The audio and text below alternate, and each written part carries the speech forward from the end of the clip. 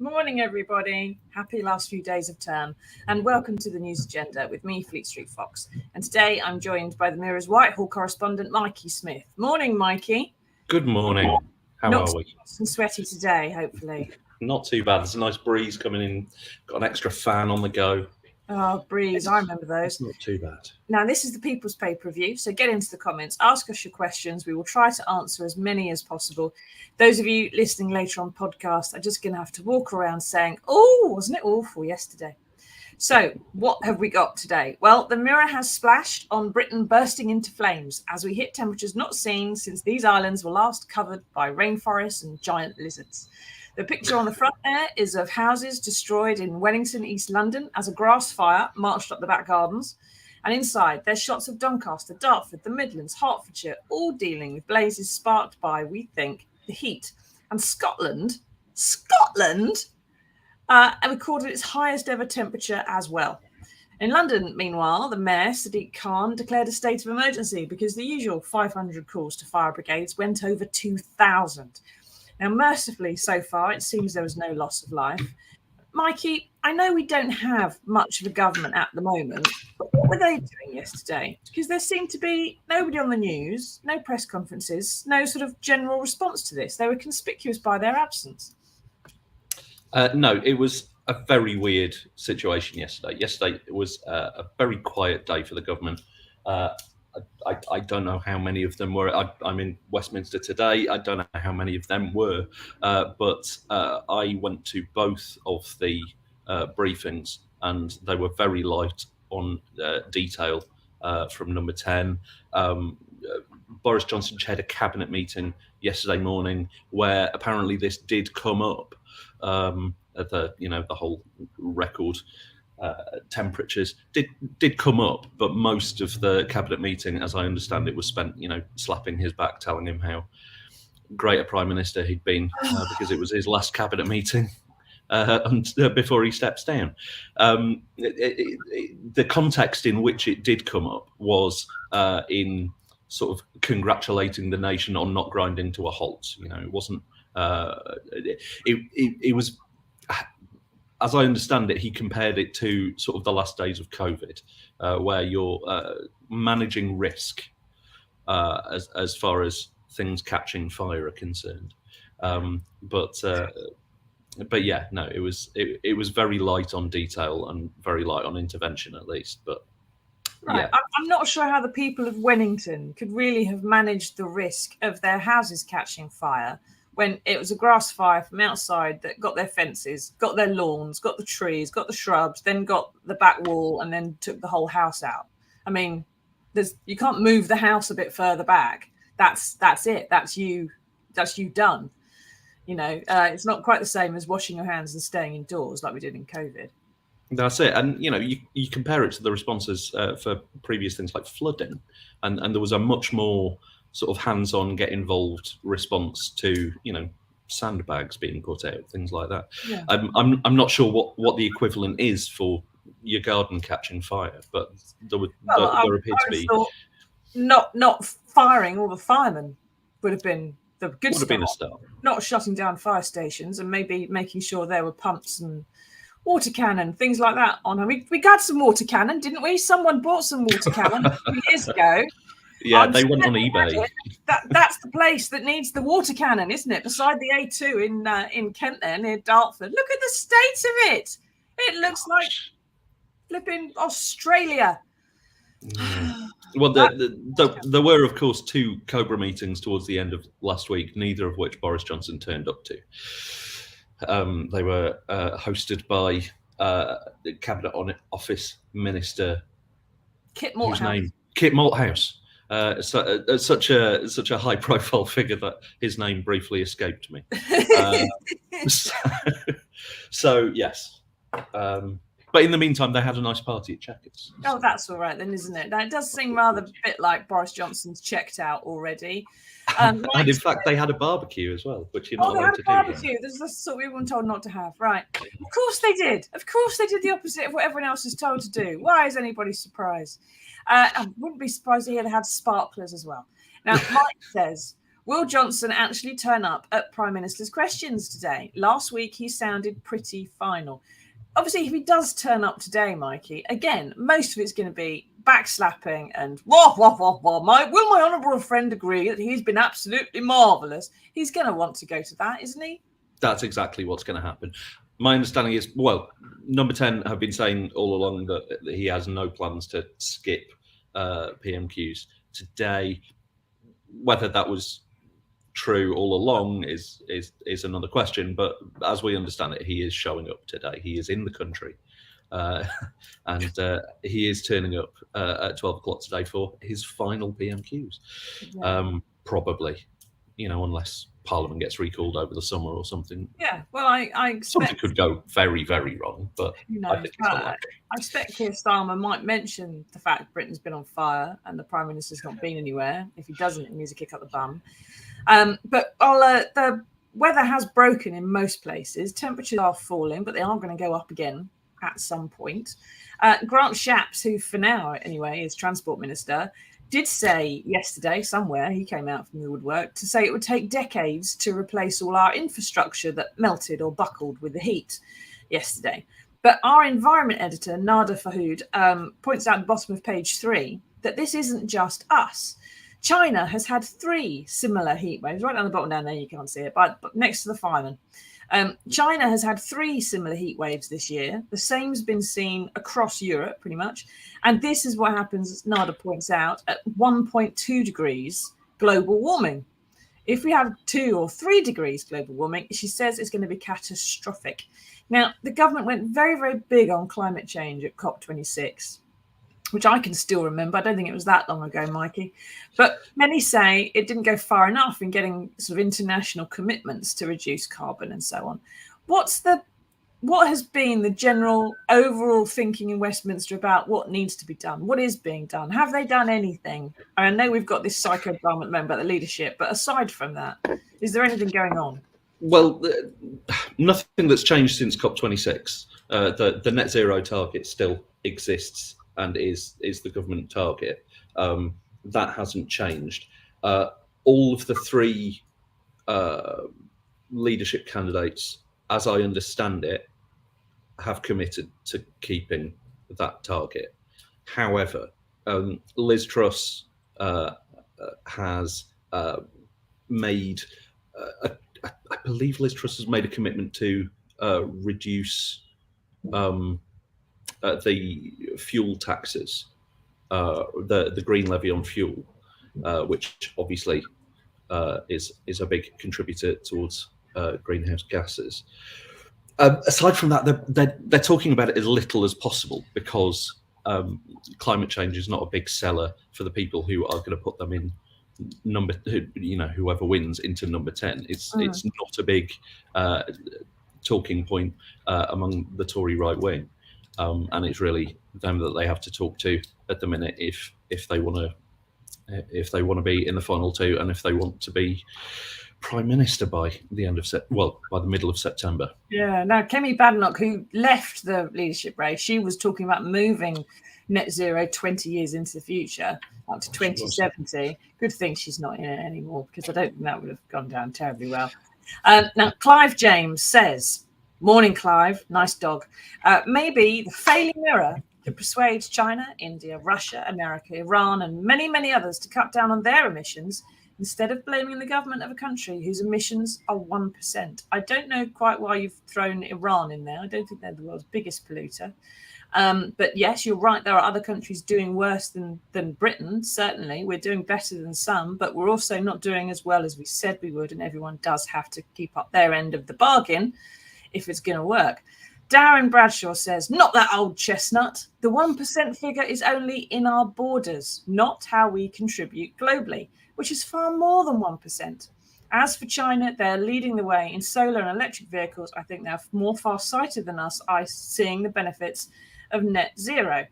Well done, Darren. You've done better than me there. Well, Darren should be presenting this show. Don't need me doing it. Yeah, let's get Darren. I'm not sure I can add anything to that. Bring on Darren. One point that Darren makes there, though, is that, and keep asking your questions, everybody.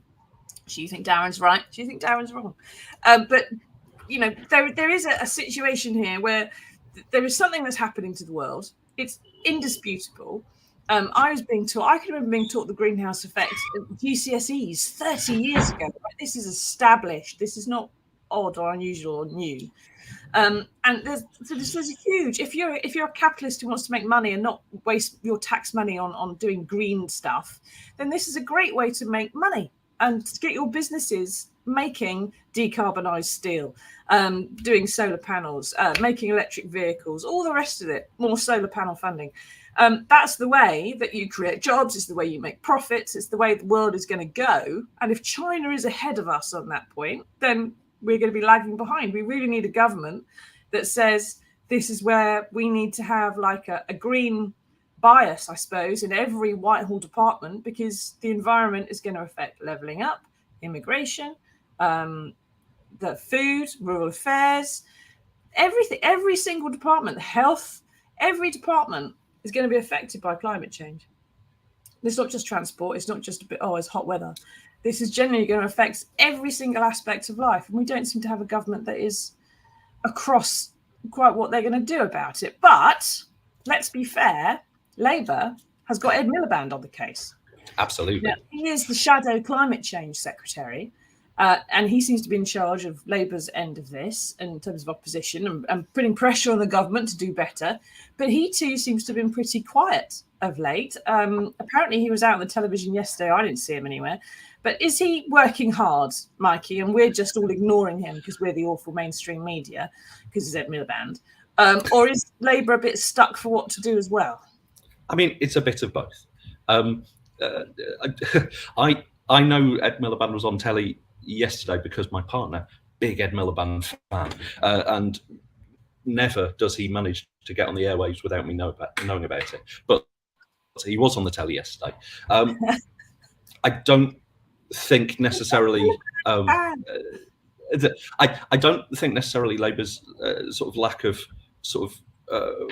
plan on climate change is necessarily restricted to climate change. They are keeping their powder dry on a lot of issues because they don't want to be sort of tied into things before they've got their manifesto down and before there's an election in the near future.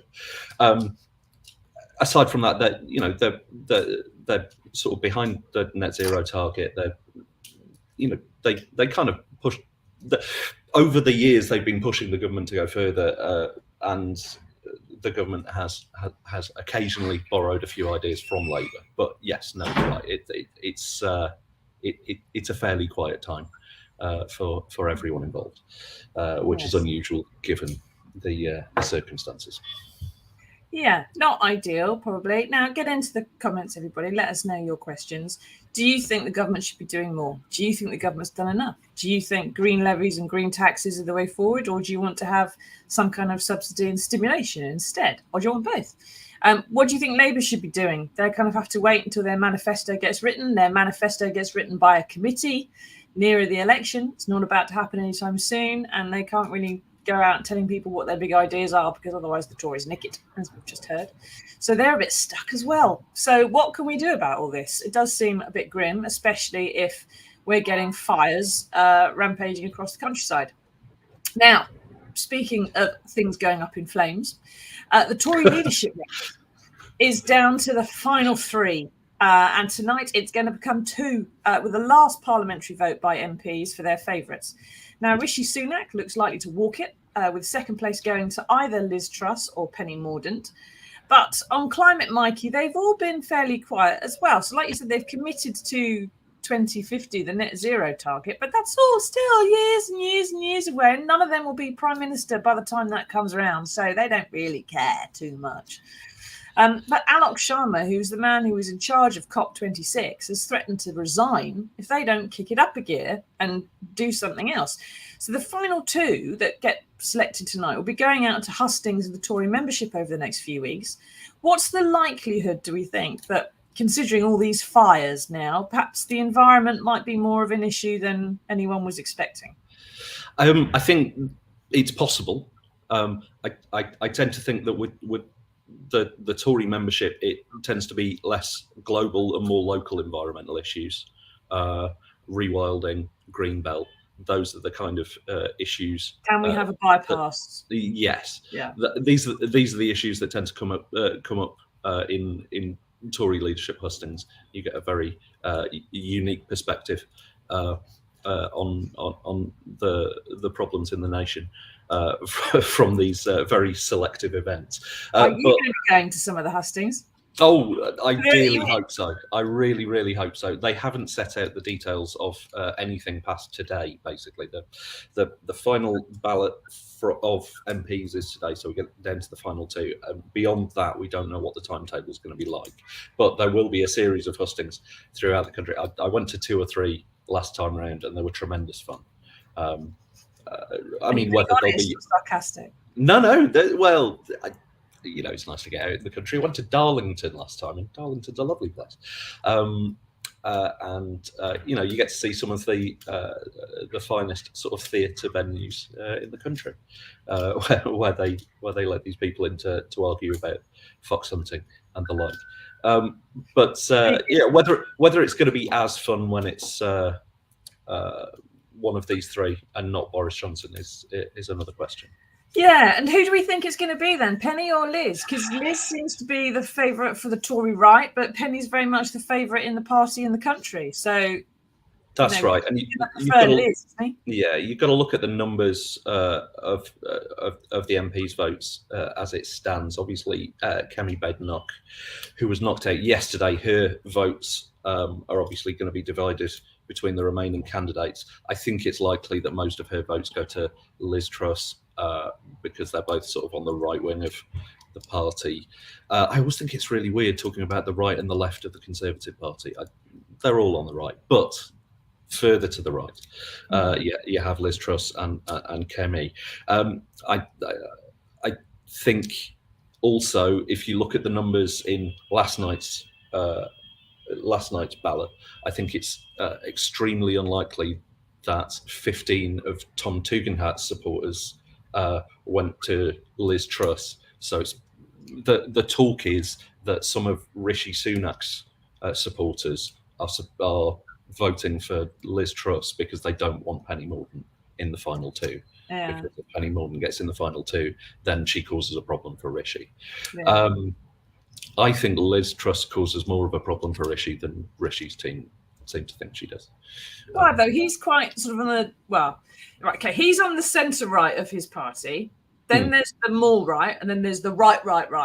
Yeah. And Liz has got the right sewn up. He's got the centre right. I mean, surely they're the two sides. Yeah, but there's a whole Thatcher thing going on with Liz Truss as well. Even the sort of centre moderates have got the rose tinted view of the 1980s, and Liz Truss is a bit of a reminder of that.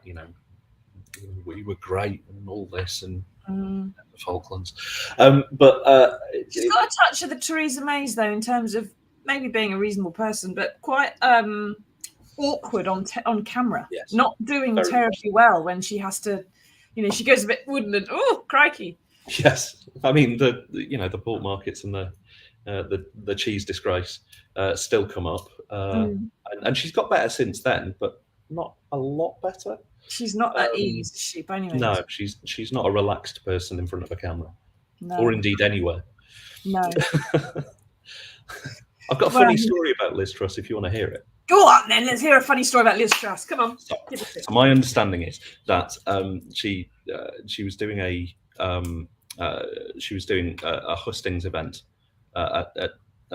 she was doing an interview at Tory conference once, and she spotted me in the audience, and she pointed me out to the host and said, "Watch out for that one, most dangerous man in the lobby."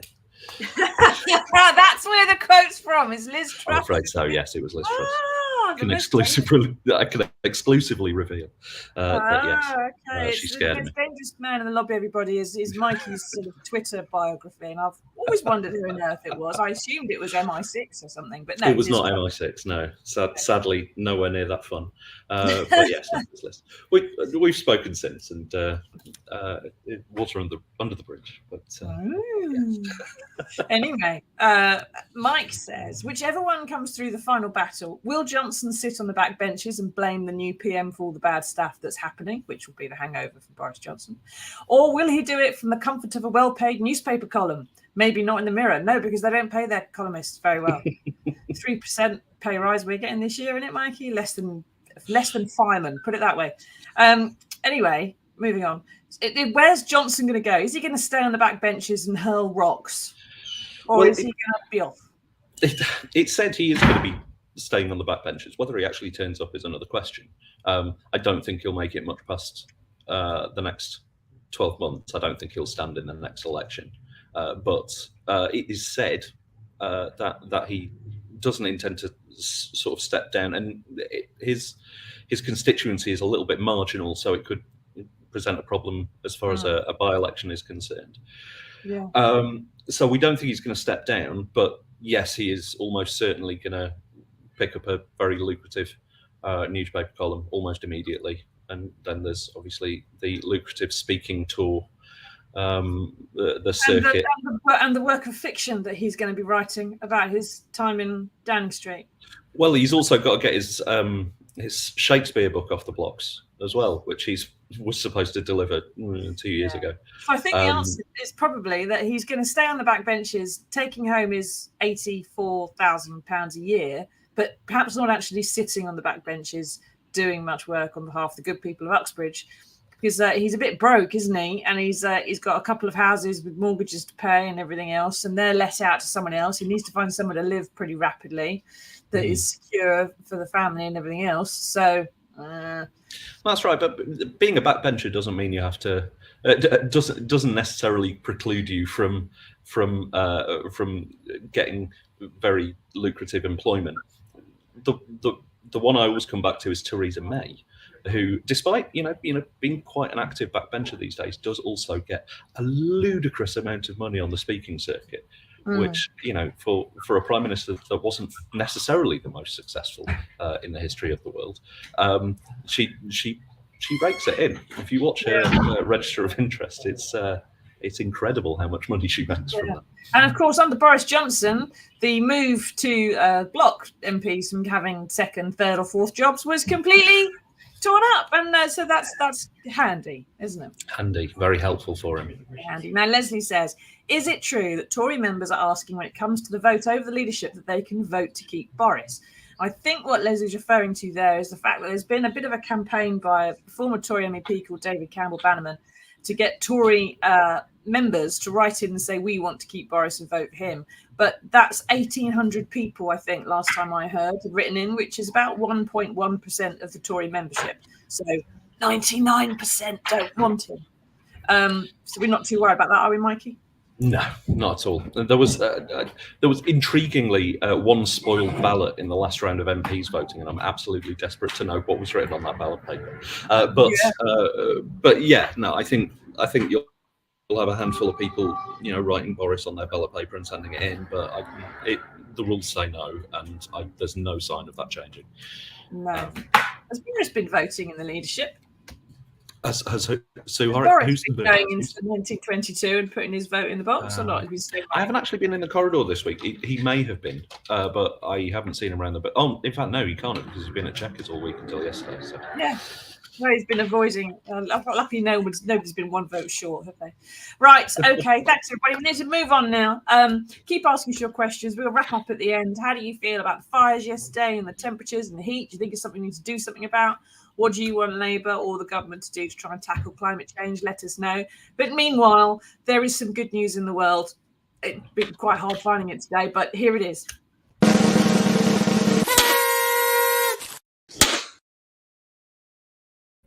Now, Britain is renowned for many things.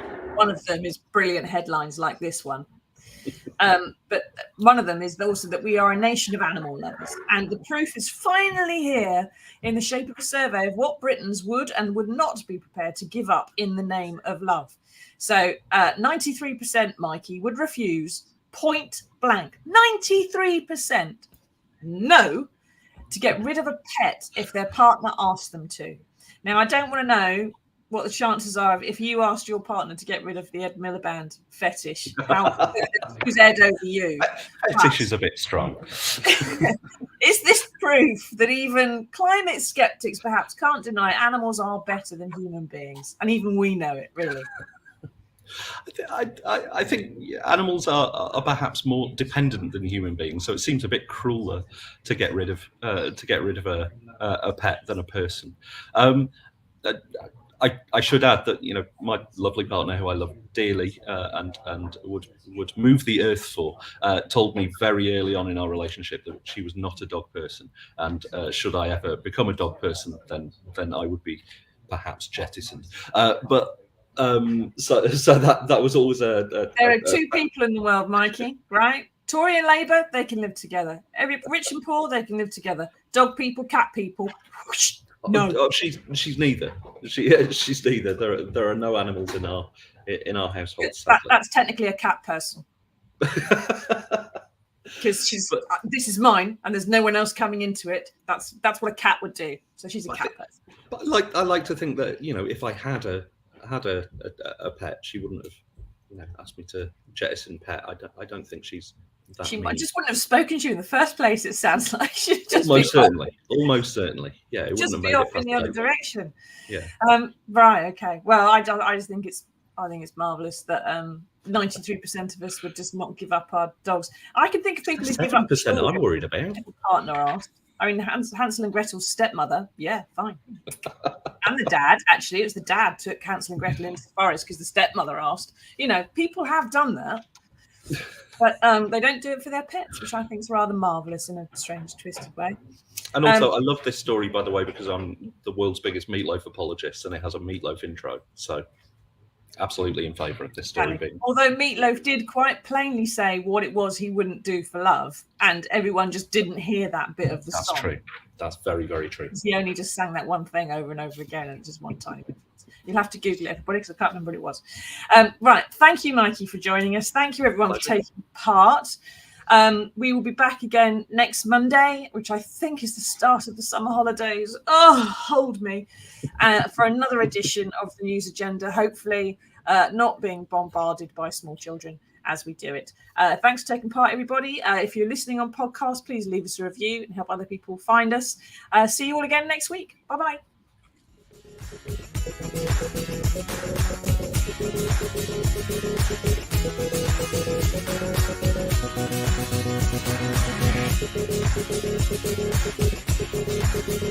Thank you.